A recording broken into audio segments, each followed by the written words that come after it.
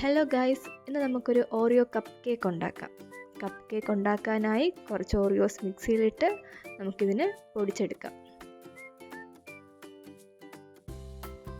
പൊടിച്ചെടുത്തതിന് ശേഷം നമുക്കിതിനെ വേറൊരു പാത്രത്തിലേക്ക് മാറ്റിയിട്ട് അതിൽ കുറച്ച് പഞ്ചസാര ഇടാം. പഞ്ചസാര തികച്ചും ഓപ്ഷണലാണ്. നിങ്ങൾ ഷുഗർ ഇഷ്ടപ്പെടുന്ന ആൾക്കാർ ആണെങ്കിൽ മാത്രം പഞ്ചസാര ഇടുക. ആവശ്യത്തിന് പാലൊഴിക്കുക. പാൽ എത്രയാണ് അളവ് വേണ്ടതെന്ന് പറഞ്ഞാൽ കൂടുതൽ തിക്കും ആവാൻ പാടില്ല, ഭയങ്കര ലൂസും ആവാൻ പാടില്ല.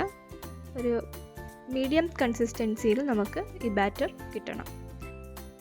എന്തെങ്കിലും അതിൽ തരി പോലെ ഉണ്ടെങ്കിൽ അതെല്ലാം നമ്മൾ മാറ്റി നല്ല സ്മൂത്ത് ബാറ്ററാക്കി മാറ്റേണ്ടതാണ്.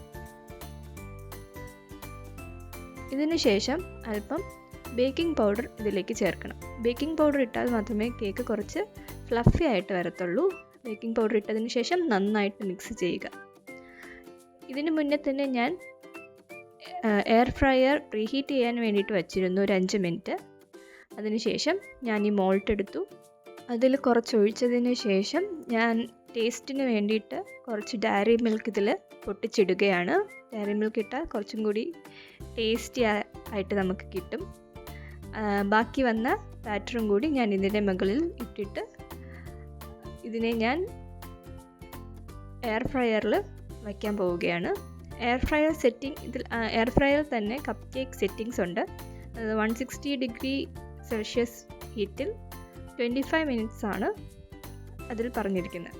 സോ അങ്ങനെ വച്ചതിന് ശേഷം നമുക്ക് ഇതെടുക്കാവുന്നതാണ്. ഇതാണ് ഇതിൻ്റെ ഫൈനൽ റിസൾട്ട്.